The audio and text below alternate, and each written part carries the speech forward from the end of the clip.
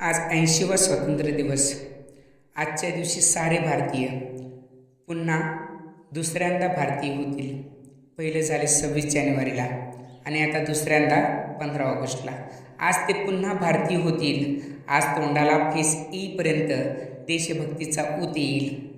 देशभक्तीचा दिखावा करण्यासाठी जीव ओतून प्रयत्न करतील आणि पुन्हा त्या देशभक्तीची घडी घालून कपाटात ठेवून देतील आणि पुन्हा आपापल्या जाती धर्मात बेधुंद होऊन जातील. मी प्रथम भारतीय आणि शेवटही भारतीय.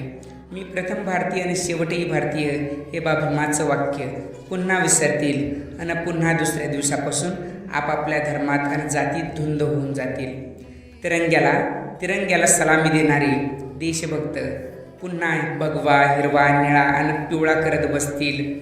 आज देशभक्त झालेले पुन्हा उद्या हिंदू आणि मुसलमान होऊन जातील.